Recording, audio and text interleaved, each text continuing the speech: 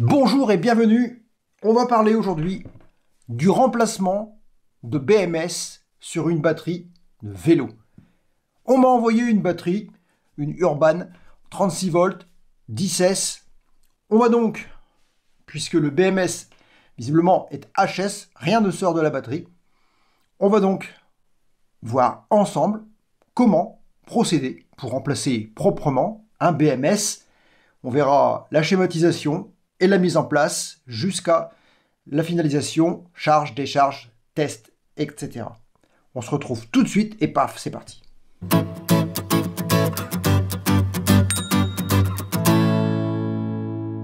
Bien, alors, voyons ce que cette batterie a dans le ventre.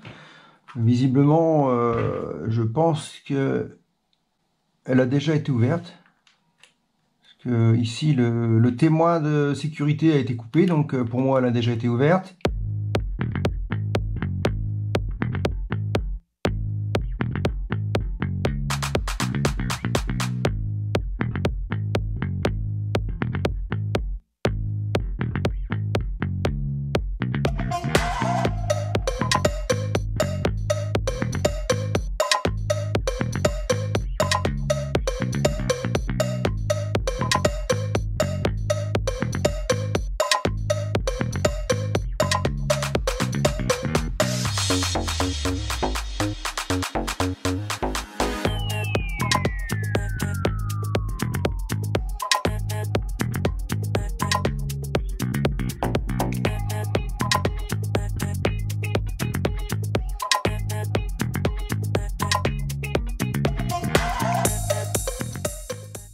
Bon, alors ce que je constate, c'est que c'est un sacré foutu montage.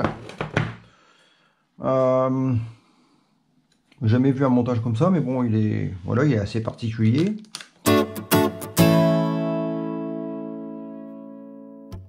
Positif, négatif, général, ici et ici.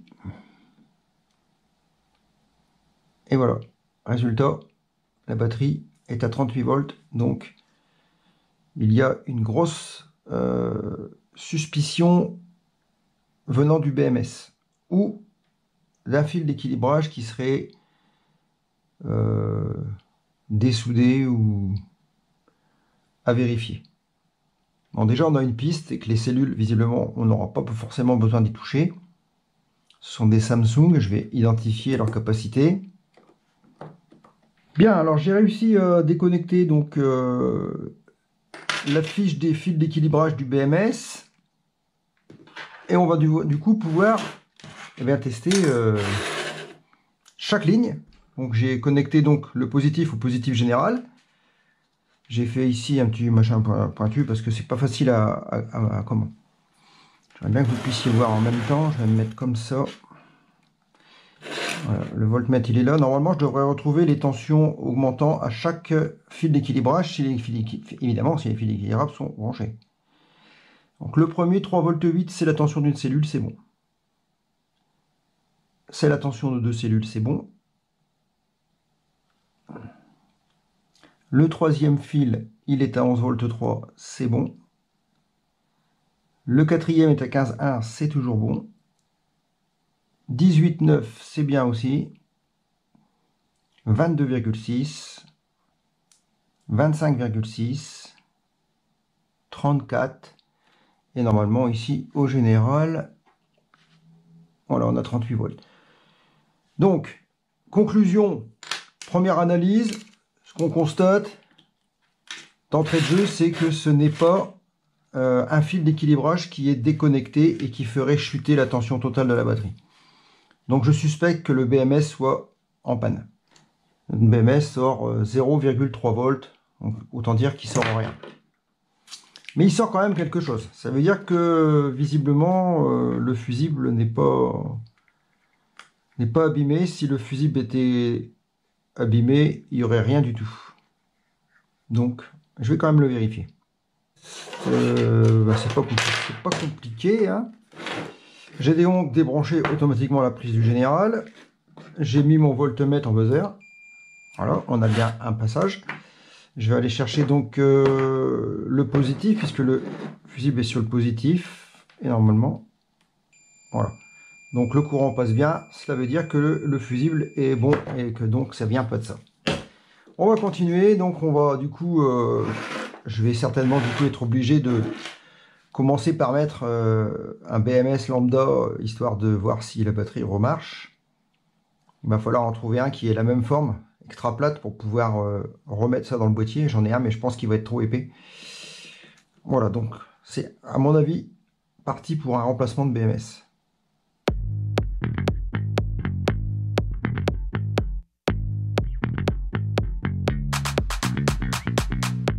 Bien, alors j'ai testé le BMS, on est d'accord, c'est lui qui est en cause.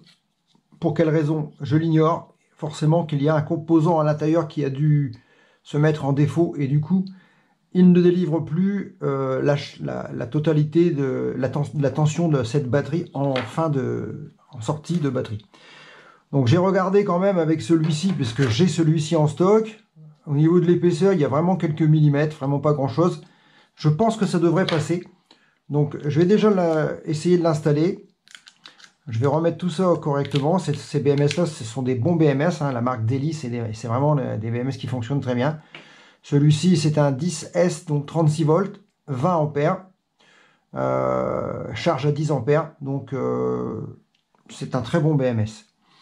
Alors, un test encore à faire, c'est bon, pour voir si la batterie est en bon état, c'est de tester le capacimètre. Alors le capacimètre, il est ici. Donc c'est un capacimètre à LED. Donc pour le tester, c'est simple, hein, il suffit simplement de... Donc là, je l'ai coupé ici, hein, parce qu'avant, il était branché. Il était branché donc ici. Non, il était branché ici. Voilà. Juste à côté des fils d'équilibrage. Voilà, il était branché ici. Donc je l'ai récupéré pour voir les fils. Et du coup, je vais pouvoir le tester avec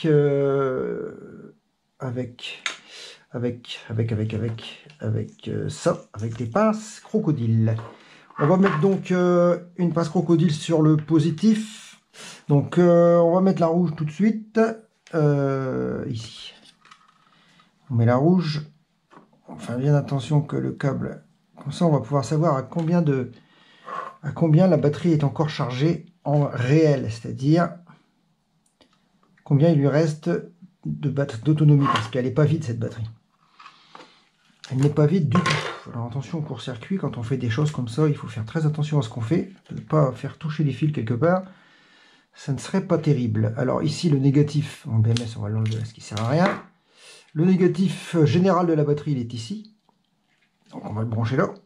Et le général de la batterie au niveau du positif, il est ici. Voilà. Et normalement, si c'est bien fait, si j'appuie sur le bouton, ici, je devrais avoir capacité de la batterie. Voilà. Ouais, la batterie, elle est pas vide du tout, hein.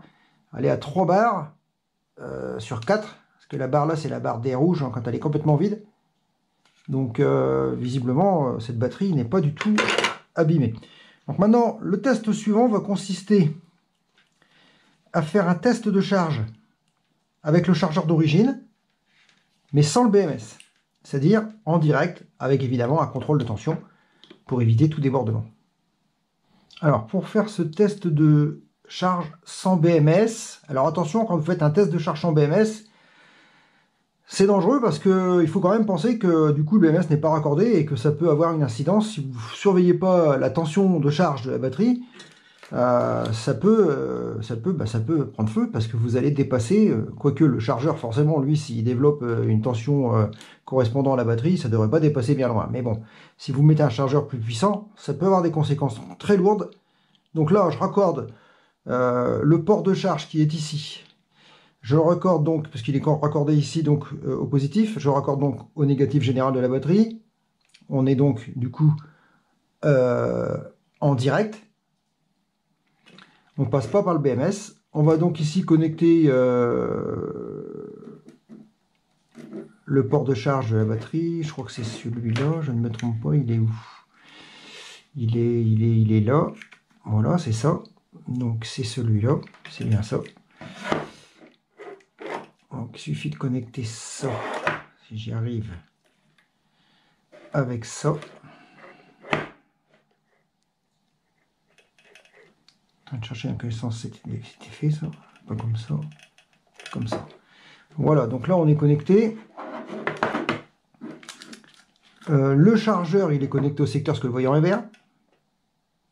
Et donc la borne du chargeur qui est ici, elle est ici. Et on va la mettre du coup dans son orifice de charge. Voilà. Et du coup la charge démarre. Voilà. Ce qu'on peut faire, tant qu'on y est, c'est de brancher, et ça c'est important de le faire, de brancher ici un voltmètre de manière à contrôler. Voilà. Et on voit que du coup on a 38 volts,4 et le voyant rouge est allumé. Alors normalement le voyant rouge devrait s'éteindre même sans BMS, puisque à un moment donné la batterie va atteindre les 42 volts. Ça devrait s'éteindre. En général, je préfère quand même mettre tout ça sous surveillance, puis rester très près de la batterie pendant ce test, qui va me permettre déjà de savoir si j'arrive à la charger et jusqu'à quelle tension je vais arriver à aller si j'arrive à atteindre les 42 volts. Quoique le chargeur, je ne sais pas s'il va à 42 volts ce chargeur-là, je vais regarder, je ne suis pas du tout sûr. Il y a des chargeurs qui n'atteignent pas les 42 volts, hein, qui sont donnés pour moins. Celui-ci donne 42 volts. Donc celui-ci c'est bon, il donne 42. Donc on est bien sur une 10S, 36 volts, 42 à pleine charge. Donc on est bien. Et vous voyez, elle a déjà pris un petit peu parce qu'elle était à 38,4. Elle passe tout doucement à 38,5. Ça veut dire que la charge a démarré. On va laisser ça charger tranquillement. On reviendra à la fin quand ça sera chargé et on remettra le capacimètre pour voir si on est à 100%. Et ensuite, il suffira simplement d'aller aller greffer ce nouveau BMS. Supprimer tous nos fils d'équilibrage, remettre tout ça en ordre, re-emballer tout ça dans la gaine thermo et remettre tout ça dans son boîtier d'origine qui est ici. Et on pourra du coup réutiliser cette batterie tranquillement sur le vélo d'origine.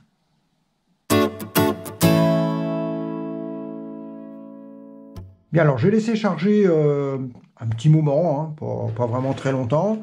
Elle est finie par arriver à charger. Du coup, j'ai changé de testeur. Je vous mettrai le lien du produit. Il est bien celui-ci, c'est un nouveau que je viens d'avoir. Il est automatique, du coup, c'est plus facile. Alors, on est à 41 volts,6. Donc, pour une batterie qui a déjà quelques temps, qui a déjà été utilisée. Bon, j'ai pas été jusqu'au bout à l'extinction du voyant puisque je suis sans BMS. Donc 41 volts,6, c'est très bien. Et en fait, on a bien du coup les 4 LED, la batterie est pleine. Donc la mission maintenant, c'est de remettre donc ce BMS. On va aménager tout ça, on va essayer de l'intégrer proprement, de mettre les fils d'équilibrage, tout ça. Et on va pouvoir la refermer. Et la mettre en charge, cette fois complètement refermée, pour voir jusqu'à temps que le voyant s'éteigne vert. Et l'opération sera donc terminée. Alors avant de procéder à l'installation du BMS, regardez la vidéo que je vous ai fait, la petite animation qui vous permettra de bien comprendre comment on met en place ce genre de BMS sur une batterie 10S.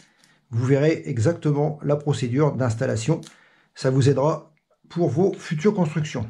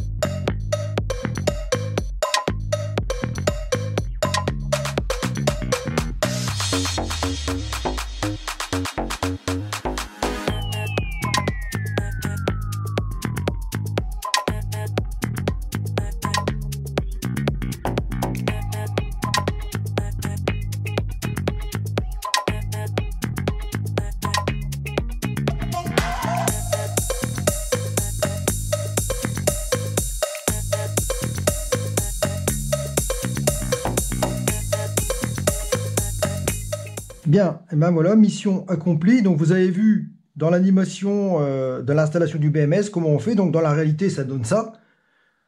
Tous les câbles sont mis en place, équilibrage. On commence toujours par le noir, il va au négatif, et ensuite on va en descendant pour avoir les tensions. 3 volts 6, ainsi de suite, le double, le triple, le quadruple, et ainsi de suite, et on arrive à la finalité. Bon, là, pour l'instant, tout est connecté, la batterie est chargée à 100%, tout est allumé, donc c'est bon. Et si on met le chargeur, ça reste vert. On est bien chargé, donc aucun problème, tout fonctionne. Il n'y reste plus donc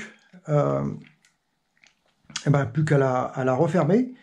Alors, la tension finale de la batterie n'est pas de 42 volts, elle est de... Alors le chargeur, je pense qu'il ne doit pas vouloir donner beaucoup plus, parce que c'est lui qui décide. On est donc...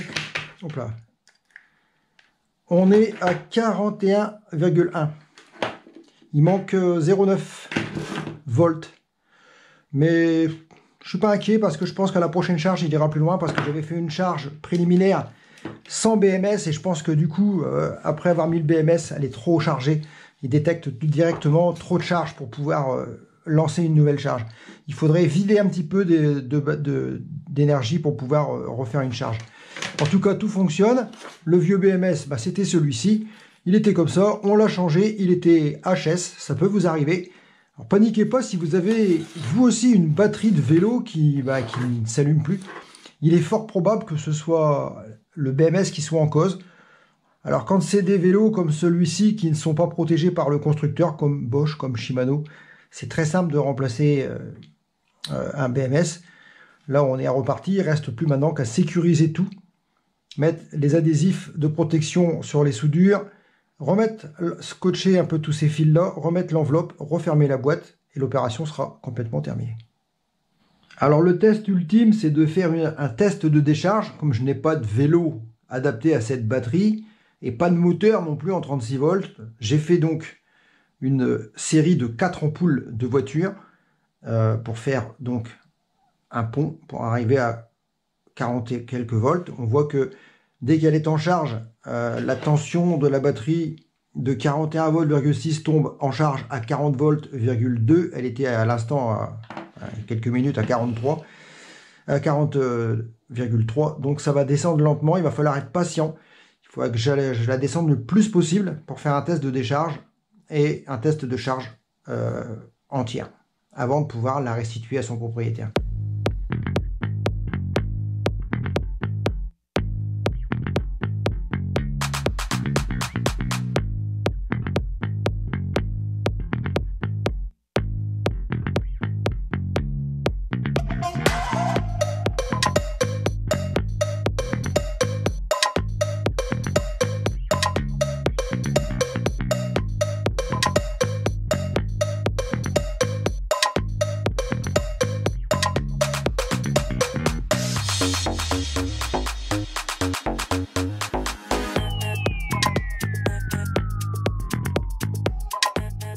Et bien voilà, la mission est accomplie. La batterie est complètement refermée, tout est revenu dans l'ordre. Donc, le BMS, pour lui, c'est fini. Je vais donc pouvoir la renvoyer à son propriétaire. Le test de charge, le transfo et les branches au secteur. Si on met ici le chargeur, le voyant passe au rouge, la charge démarre. Donc la batterie fonctionne à nouveau. Elle est repartie pour une nouvelle vie. Mission accomplie pour MacAventure.